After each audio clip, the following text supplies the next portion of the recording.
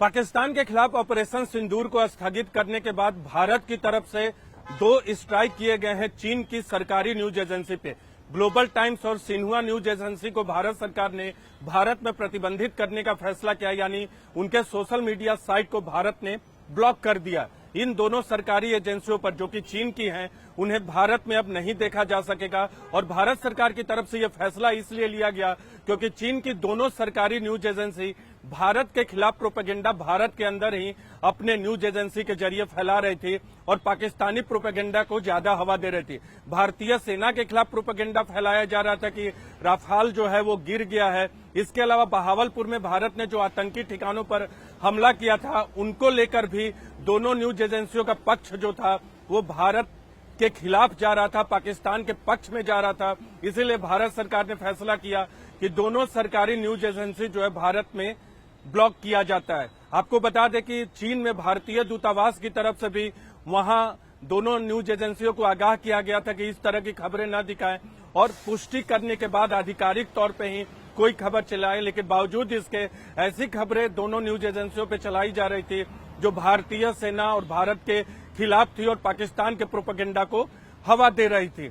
और एक महत्वपूर्ण जानकारी दे दे, जिस तरह से चीन का रुख रहा है, हालांकि ऑपरेशन सिंदूर के बाद चीन की तरफ से जो बयान आया वो थोड़ा संतुलित जरूर दिख रहा था, लेकिन पहलगाम आतंकी हमले के बाद जो चीन का पक्ष था वो पाकिस्तान की तरफ दिख रहा था। और ऑपरेशन सिंदूर के बाद चीन का जो बयान आया उसमें ये जरूर कहा गया कि ये खेदजनक है और आतंकवाद की उसमें निंदा भी की गई थी। तो एक तरह से संतुलन स्थापित करने की कोशिश की गई थी, लेकिन जिस तरह से चीन की 2 सरकारी न्यूज एजेंसियों की तरफ से प्रोपेगेंडा फैलाया जा रहा था वो भारत सरकार को नागवार गुजरा है। और इसीलिए भारत सरकार ने यह तय किया कि दोनों न्यूज एजेंसियों को भारत में बैन किया जाएगा। आपको बता दें, पहलगाम आतंकी हमले के बाद चीन की तरफ से आतंकवाद की भर्त्सना की गई थी, इस तरह के हमले की भर्त्सना की गई थी, लेकिन भारत सरकार की तरफ से वहां के न तो विदेश मंत्री से बातचीत की गई थी, न तो पाकिस्तान के विदेश मंत्री से बातचीत की गई थी, और ऑपरेशन सिंदूर के बाद भी किसी भी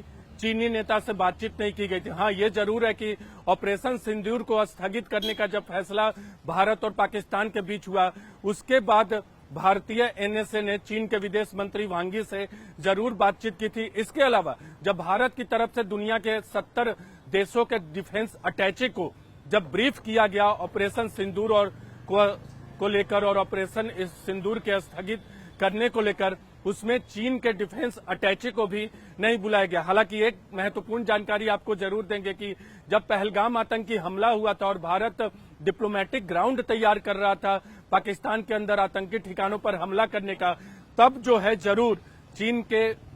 राजदूत को जो भारत में है उनको बुलाकर ब्रीफ किया गया था, तमाम अलग अलग देशों के राजनयिकों के साथ। इसके अलावा ऑपरेशन सिंदूर के बाद भी जिन राजनयिकों को बुलाया गया था विदेश मंत्रालय की तरफ से, उनमें भी चीन के राजदूत जो हैं मौजूद थे, लेकिन चीन के किसी भी नेता से, बड़े नेता से बातचीत नहीं की गई थी। भारत के किसी नेता की तरफ से पहली बातचीत एनएसए अजीत डोवाल की तरफ से हुई ऑपरेशन सिंदूर को स्थगित करने के बाद। तो भारत ने भी चीन को एक कड़ा संदेश दिया है और ग्लोबल टाइम्स और